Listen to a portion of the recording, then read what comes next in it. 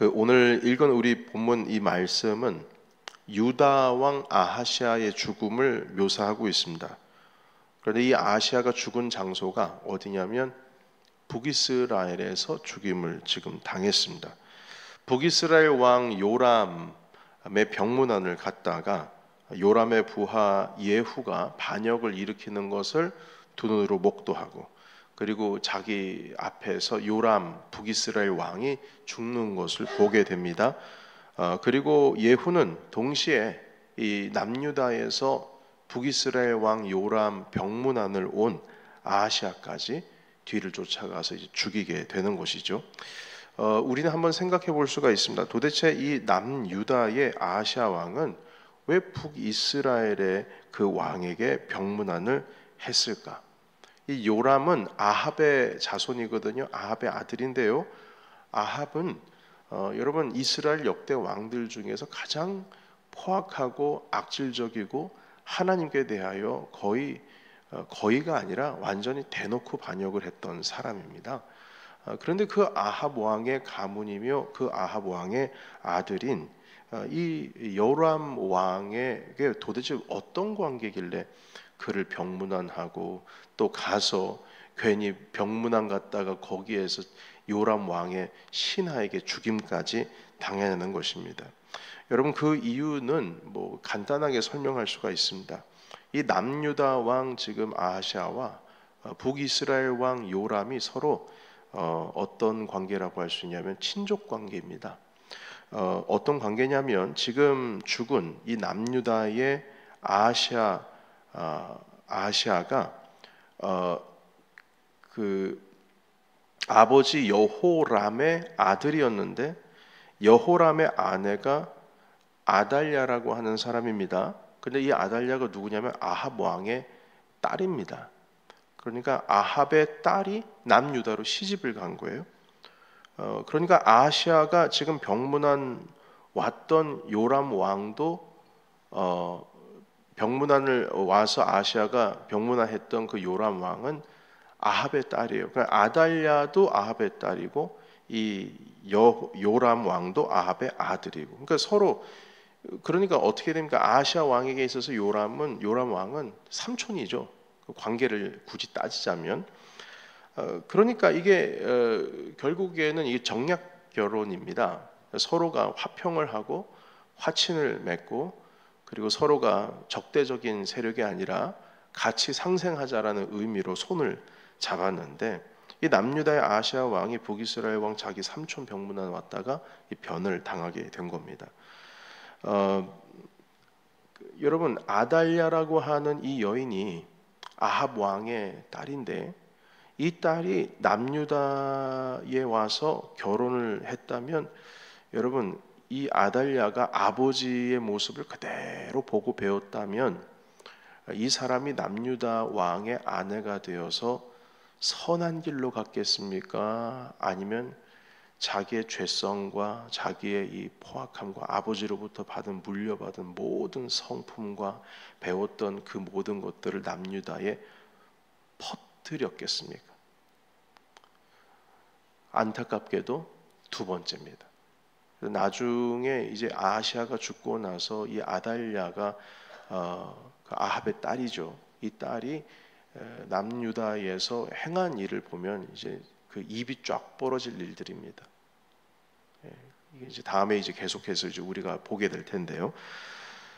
그러니까 이 아합 왕의 아들들이 다 문제들인 거예요. 자손들이 문제인 거죠. 여하튼 지금까지 아합 왕과 연결이 된 후손들, 정략적으로 함께하고 있는 자들을 하나님께서 하나씩 심판하십니다. 그러니까 아하시아 왕도 결국에는 뭐냐면 아합 왕의 외손주지 않습니까? 그러니까 이게 어떤 상황에서 보게 되면은 어떤 상황으로 우리가 파악을 하게 되냐면 이 아하시아 왕도 결국 아합 왕의 자손인 거예요. 하나님께서는 아합의 가문을 멸할 것이라고 엘리야를 통해서 말씀하셨을 때 결국에는 이 아하시아 왕도 염두하시면서 그 일을 행하신 것입니다. 여하튼 이제 뿐만 아니라 그 아합 왕의 아내였던 이세벨, 이 에세벨이 아직 살아 있습니다. 그 예후에게 처참하게 죽임을 당하게 되는데요. 예후가 자기의 왕이었던 요람만 죽이는 것이 아니라 다시 이스라엘로 돌아와서 그의 어머니 이세벨을 죽이는데 창 밖으로 던져버립니다. 그런데 창 밖으로 던진 사람이 자기 손으로 던진 게 아니고 자기가 다스리던 내시에 의해서 버려지게 되는 것이죠. 그리고 예언대로 이스라엘의 개들이 밖으로 떨어진 이 이세벨의 몸을 다 물어 뜯기 시작하는데 나중에는 머리와 손과 발만 남게 됩니다. 뭐 장사도 제대로 치르지를 못했습니다. 예언 그대로 이루어졌죠. 아합 왕의 가문이 영원할 줄 알았습니다. 남유다 왕조와 정략 결혼을 하고 그리고 그 왕조도 영원할 줄 알았죠. 하나님을 대놓고 반역하는 왕이 계속 영원할 줄 알았습니다. 엘리야 선지자께서는 갈멜산에서 예배를 통해서 하나님이 살아계시다라고 하는 것을 분명히 보여주고 바알을 섬기는 선지자들을 다 몰살시켰음에도 불구하고 결국에는 아합과 이세벨이 회개를 하지 않고 살아계신 하나님이 여전히 역사하신다라고 하는 것을 보여줘도 회개를 하지 않고 오히려 엘리야를 잡아서 죽이려고 합니다.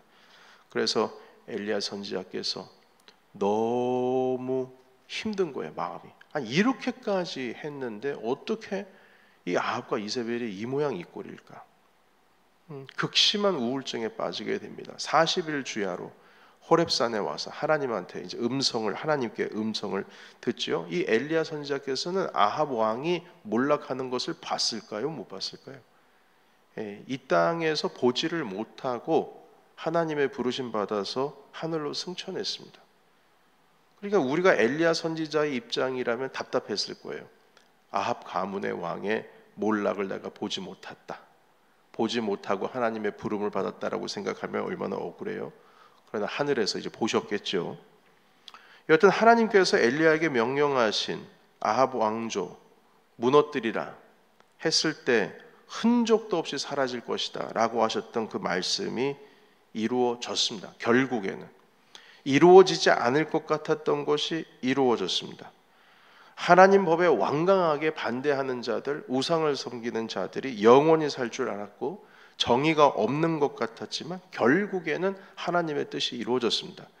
엘리야를 통하여 예언하신 말씀, 엘리야에게 그 일을 행하라고 하셨던 그 말씀을 잠깐 홀드하고 보류하고 있었는데 결국 주님께서 주신 그 기간을 아합 왕의 자손들이 참지를 못하고 인내하면서 주님 앞에 돌아와야 하는데 여전히 악한 마음을 가지고 있다가 결국에는 모두 다 엘리사 선지자 때 말살당하게 됩니다. 멸망당했죠. 여러분, 하나님의 뜻은 결국에는 이루어집니다. 안 이루어질 것 같고 그리고 볼 수 없을 것만 같았던 이 일이 여러분 지금 예후가 요람 왕을 치고 아하시아를 치고 이세벨을 친 일이 며칠 만에 이루어진 것 같습니까? 단 하루입니다. 뭐 한 장도 안 돼요. 요람 죽이고 나서 아하시아 죽이고 곧바로 이스라엘로 가서 창가에서 화장하고 있는 이 이세벨을 그 자리에서 처단을 했습니다. 하나님의 뜻은 결국에는 이루어집니다. 여러분, 우리가 이 말씀을 함께 읽고 주님의 말씀 가운데 우리에게 주시는 말씀 함께 좀 보고자 하는데요. 시편 37편으로 한번 가보겠습니다. 시편 37편 4절에서 13절까지의 말씀을 읽겠습니다. 시편 37편 4절에서 13절까지의 말씀 우리 같이 읽겠습니다. 시편 37편 4절에서 13절. 자, 시작. 또 여호와를 기뻐하라. 그가 내 마음의 소원을 내게 이루어 주시리로다. 내 길을 여호와께 맡기라. 그를 의지하면 그가 이루시고 내 의를 빛같이 나타내시며 내 공의를 정오의 빛같이 하시리로다. 여호와 앞에 잠잠하고 참고 기다리라. 자기 길이 형통하며 악한 꾀를 이루는 자 때문에 불평하지 말지어다. 분을 그치고 노를 버리며 불평하지 말라. 오히려 악을 만들 뿐이라. 진실로 악을 행하는 자들은 끊어질 것이나 여호와를 소망하는 자들은 땅을 차지하리로다. 잠시 후에는 악인이 없어지리니 내가 그곳을 자세히 살필지라도 없으리로다. 그러나 온유한 자들은 땅을 차지하며 풍성한 화평으로 즐거워하리로다. 악인이 의인치기를 꾀하고 그를 향하여 그의 의를 가는도다. 그러나 주께서 그를 비웃으시리니 그의 날이 다가옴을 보심이로다. 아멘. 여러분, 우리가 악인이 꾀를 가지고 악한 일을 계속 벌이면서도 멸망당하지가 않습니다. 7절에 있는 말씀입니다. 이때 어떻게 해야 되느냐? 주님 앞에 잠잠하고 참고 기다리라, 이렇게 말씀합니다. 불평하지 말라고 하십니다. 8절에 보시면 같이 읽어볼까요? 8절, 자 시작. 분을 거치고 노를 버리며 불평하지 말라. 오히려 악을 만들 뿐이라. 아멘. 아니, 아합 왕전 도대체 언제 무너지는가? 엘리야 선지자께서는 너무 답답하셨죠. 극심한 우울증에 빠지셨습니다. 그러나 엘리야 선지자께서 할 수 있는 것은 기다리는 것뿐입니다. 하나님께서는 결국 이루신다는 거예요. 우리가 해야 될 것은 무엇이냐면 5절입니다. 5절, 내 길을 여호와께 맡기라. 그를 의지하면 그가 이루신다 말씀하세요. 여러분, 의는 누가 이룹니까? 내가 이룹니까? 그가 이룹니까? 여기 말씀해 보시게 되면 내가 이루는 게 아니에요. 의는 그분이 이루십니다. 하나님이 이루세요. 6절 보십시오. 내 의를 빛같이 나타내시며, 여기서 나타내시는 분은 누굽니까? 내가 나타내는 게 아니에요. 내가 증명하는 게 아니에요. 내 의는 하나님께서 드러내시는 겁니다. 너의 공의를 정오의 빛같이 하시리로다. 누가 하시는 거예요? 바로 그 전 구절에 있었던 5절에 있는 그가 이루시는 것입니다. 내가 직접 일어나서 내 의를 드러낼 필요 없습니다. 기다려도 악인들이 끊어지지 않는 것을 보고 내가 직접 심판자가 돼서 나갈 필요가 없습니다. 결국 그 공의는 하나님께서 이루신다는 거예요. 여러분, 그래서 우리가 해야 될 것은 무엇입니까? 참고 기다리는 겁니다. 불평하지 말고, 불평하는 것은 악을 만들 뿐이다. 8절에 말씀을 하고 있습니다. 9절 함께 읽어보실까요? 9절, 자 시작. 진실로 악을 행하는 자들은 끊어질 것이나 여호와를 소망하는 자들은 땅을 차지하리로다. 아멘. 악을 행하는 자는 결국에는 끊어질 것이라고 말씀하세요. 시간 문제지, 끊어진다. 그러니까 하나님을 신실하게 믿고 의지해라라는 말씀인 겁니다. 하나님을 소망하는 자들은 땅을 차지한다. 그러니까 악인들 보면서 요나처럼 말입니다. 니느웨 성이 언제 무너질까 하면서 저쪽 언덕에서 자리 하나 틀고 거기다 집 하나, 움막 하나 만들어서 언제 무너지나 하고 바라볼 게 아니라는 거예요. 우리가 해야 될 것은 저 악인이 언제 무너질까 지켜보는 것이 아니라 우리는 9절에 있는 말씀에 보면 하나님을 소망하는 자여야 됩니다. 주님을 소망하는 거지 저놈이 언제 무너지나 이게 아니라는 거죠. 하나님께 다 맡기고 우리는 하나님의 얼굴만 구하는 겁니다. 바로 그 자가 땅을 차지할 것이다, 이렇게 말씀하고 있습니다. 여러분, 땅을 차지한다라고 했을 때 하나님을 소망하는 자들이 땅을 차지한다고 말씀하시는데, 여러분, 이 땅을 차지하는 사람이 또 있습니다. 여러분 11절 같이 읽어볼까요? 11절, 자 시작. 그러나 온유한 자들은 땅을 차지하며 풍성한 화평으로 즐거워하리로다. 아멘. 온유한 자가 땅을 차지한대요. 그러니까 하나님을 소망하는 자들이 온유한 자들입니다. 여러분, 우리는 온유한 자라고 했을 때에 도대체 온유가 뭐냐라고 했을 때, 이 온유는 단순히 뭐 성품적으로 온화하고 되게 뭐 젠틀하고 제너러스하고 이런 사람이 온유한 사람이다라고 생각하겠지만 그것은 겉으로 보여지는 것이 그렇고요. 이 온유한 자들을 오늘 읽었던 지금 시편 37편의 3절, 4절 이후부터 말씀의 내용을 그 맥락에서 보게 되면 온유한 자는요, 내가 직접 내 의를 드러내기 위해서 악을 행하는 자들 직접 처단하고 이들을 내가 없애는 그게 아니라 모든 것을 하나님께 맡기고 하나님을 의지하고 이게 더디 온다 할지라도 불평하지 않고 인내하고 참고 기다리는 자들을 말합니다. 그들이 온유한 자예요. 이러한 자들이 하나님을 소망하는 자들이고 이러한 자들이 땅을 차지하는 자들입니다. 여러분, 땅이라고 하는 것은 이 땅이 우리가 보는 물질적인 부동산을 말하는 게 아니고요. 테라토리입니다. 내가 감당할 수 있는 영역. 하나님께서 그 영역을 넓히게 하시는 분은, 넓히게 하시는 그 하나님께서는 온유한 자들에게, 다시 말해서 하나님을 소망하고 인내하고 참고 기다리고 내 의를 직접 내가 드러내는 것이 아니라 하나님께서 나타내실 수 있도록 정오의 빛같이 기다리는 자, 악한 자들 때문에 불평하거나 악을 만드는 것이 아니라 참고 기다리는 자에게, 그 자가 바로 온유한 자고, 그들을 통하여서 하나님께서는 그 테라토리, 그 영역을 주신다는 겁니다. 그래서 하나님께서는 다윗을 그렇게 훈련시키신 겁니다. 온유하게. 그 심한 어려운 상황 속에서도 끝까지 하나님을 의지하는 법을 가르쳐 주시고, 그리고 그가 그것을 완성했을 때 이스라엘 통일 왕국, 사울도 이루지 못했던 12지파를 하나로 묶는 통일 왕국으로서의 첫 번째 왕. 사울 왕은 통일 왕국이 아니에요. 몇몇 지파만 사울 왕을 따랐죠. 다윗 왕은 전체를 아우르는 왕이었습니다. 여러분, 온유하시기를 예수의 이름으로 축원합니다. 하나님께 맡겨드리고 소망하고, 그리고 주님께서 이루시기를 기다리는 겁니다. 도대체 하나님은 왜 이러실까 하면서 결론은 주님을 떠나는 게 아니라 하나님 신뢰합니다. 의지합니다. 이 약한 자들이 판을 치도록 주님은 내버려 두시는 것이 아니라 오히려 주님께서는 때를 보고 계십니다. 저는 하나님을 바랍니다. 여호와를 소망합니다. 이것이 바로 온유한 자라는 거죠.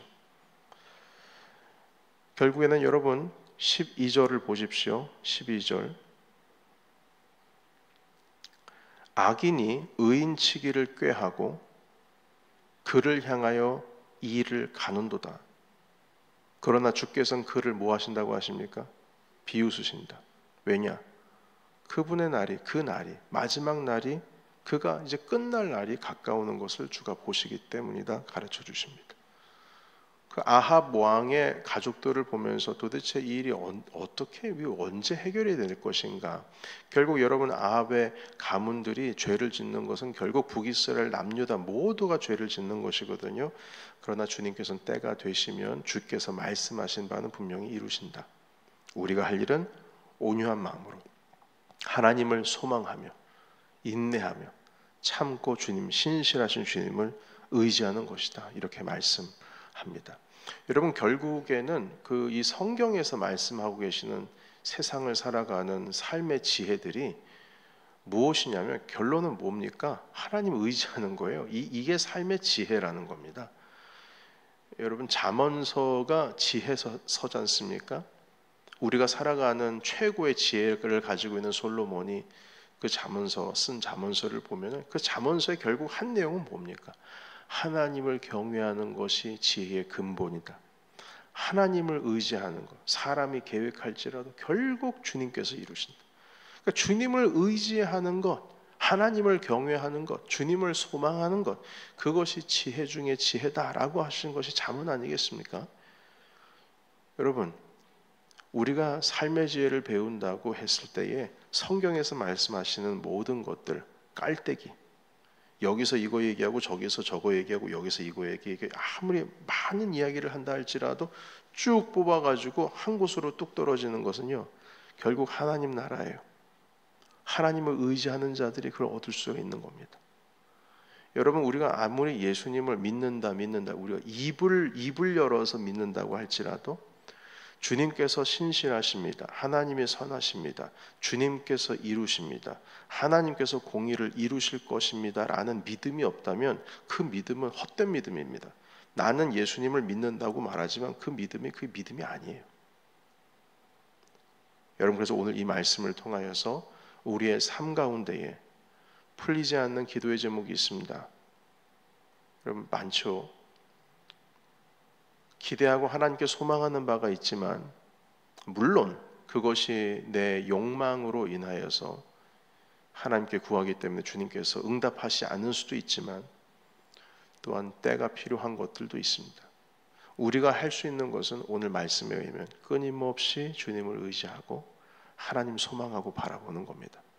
결국에는 그러한 자들에게 주님께서는 당신의 테라토리, 하나님의 영역, 주님의 나라, 바로 그 땅을 차지할 수 있는 놀라우신 은혜를 우리에게 베풀어 주실 것입니다. 오늘 이 말씀을 통하여서 온유한 자들이 되셔서 하나님을 소망하는 자들이 되셔서 하나님의 말씀이 이루어질 것을 기대하는 사람이 되셔서, 그리고 주님께서 하신 말씀을 이루신다, 주님은 선하신 분이시다, 주님께서는 선하신 것을 우리에게 주시는 분이다라고 하는 믿음을 버리지 않고 끝까지 참고 인내하고 기다리시는 우리 모든 주님의 넘치는 교회 성도들이 되시기를 예수님의 이름으로 축원합니다. 아멘. 기도하겠습니다.